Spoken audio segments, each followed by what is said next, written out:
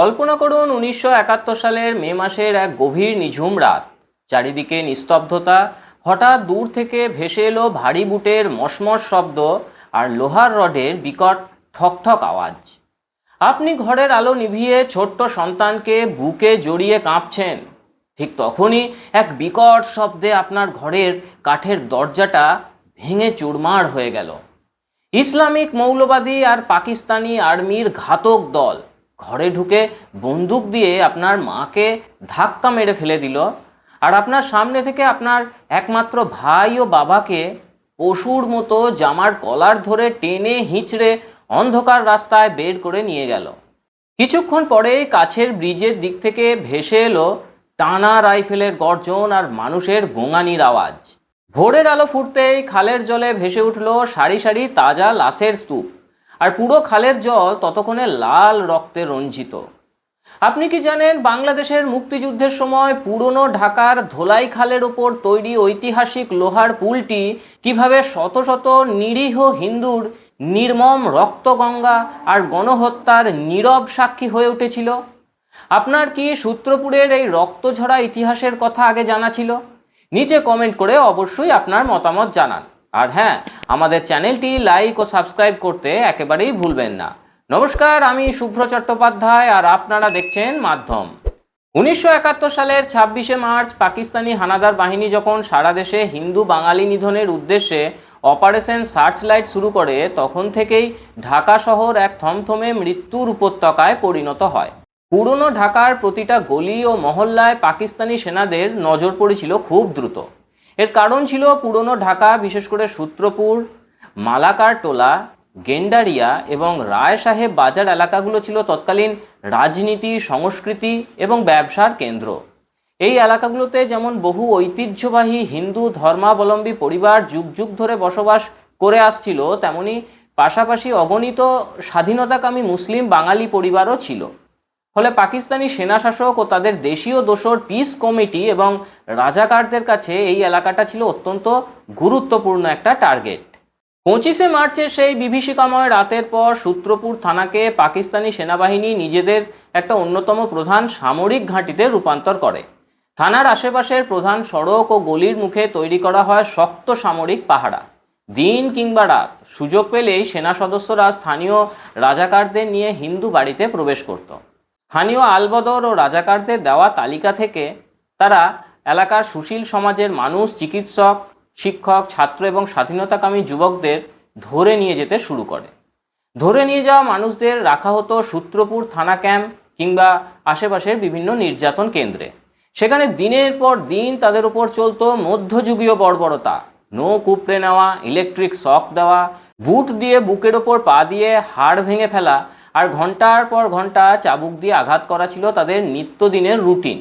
বহু বাঙালি হিন্দু এই নির্যাতন সহ্য করতে না পেরে জিজ্ঞাসাবাদের নামেই শেষ নিঃশ্বাস ত্যাগ করেন।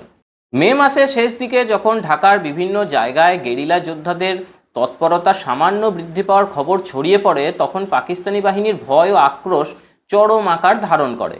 তারা সাধারণ হিন্দু বাঙালিদের ওপর প্রতিশোধ নেওয়ার জন্য আরও নির্মম পথ বেছে নেয়। 1971 সালের 27শে মে রাত ছিল সূত্রপুরের ইতিহাসের সবচেয়ে কালো এবং ভয়াল রাত। ঘড়ির কাঁটায় তখন গভীর রাত, চতুর্দিক নিঝুম এবং নিস্তব্ধ। সূত্রপুরের ঐতিহ্যবাহী মালাকারটোলা গলি এবং তার আশেপাশের ছোট ছোট গলিগুলো হঠাৎ করে শত শত ভারী বুটের শব্দে কেঁপে ওঠে। পাকিস্তান সেনাবাহিনীর বেশ কয়েকটি সামরিক ট্রাক ও জিপ এসে থামে এলাকার একেবারে মুখে। পুরো এলাকাটি নিমেষের মধ্যে ঘিরে ফেলে সশস্ত্র সেনা ও তাদের অনুসারীরা। কোনো কিছু বুঝে ওঠার আগেই শুরু হয় ঘরের দরজায় সশব্দে লাথি ও ঘাও মারা। মানুষ যখন আতঙ্কে দিশেহারা হয়ে ভেতরের ঘর থেকে কান্নাকাটি করছিল, তখন লোহার রড ও ভারী অস্ত্র দিয়ে দরজা ভেঙে তারা ভেতরে প্রবেশ করে। ঘুমন্ত শিশু ও নারীদের অস্ত্রের মুখে স্তব্ধ করে রেখে পরিবারের একমাত্র উপার্জনক্ষম ব্যক্তি বা তরুণ যুবকদের সারি বেঁধে বের করে আনা হয়। যারা বাধা দিতে চেয়েছেন তাদের সেখানেই বুটের আঘাতে বা বেয়োনেটের খোঁচায় একেবারে রক্তাক্ত করা হয়েছে। চোখের সামনে নিজের বাবা, ভাই বা স্বামীকে ধরে নিয়ে যাওয়ার আকুতি পুরো সূত্রপুরের আকাশ বাতাসকে সেদিন ভারী করে তুলেছিল। কিন্তু ঘাতকদের হৃদয়ে বিন্দু মাত্র দয়া জাগেনি। সেই রাতে ধরে আনা কয়েক ডজন নিরীহ বাঙালি হিন্দুকে নিয়ে যাওয়া হয় সূত্রপুরের ঐতিহাসিক লোহার পুলের ওপর। সূত্রপুর ও গেন্ডারিয়ার সংযোগস্থলে ধোলাই খালের ওপর নির্মিত এই লোহার পুলটি ছিল এক ঐতিহাসিক ও ব্যস্ততম সেতু, কিন্তু সেই কাল রাতে সেটা পরিণত হয় এক নারকীয় কসাইখানায়। ব্রিজের ওপর শত শত পশুর মতো মানুষদের সারিবদ্ধভাবে দাঁড় করানো হয়, কারো হাত পিছনে রশ্মি দিয়ে বাঁধা, কারো চোখে গামছা দিয়ে বাঁধা। সেখানে কোনো বিচার বা কথা বলার কোনো সুযোগ দেওয়া হয়নি। ঘাতক বাহিনীর কমান্ডারের একটা নির্দেশের সাথে সাথেই গর্জে ওঠে একাধিক স্বয়ংক্রিয় রাইফেল। আলোর ঝলকানি আর অবিরাম গুলির শব্দে চরাচর পুরো একেবারে কেঁপে ওঠে।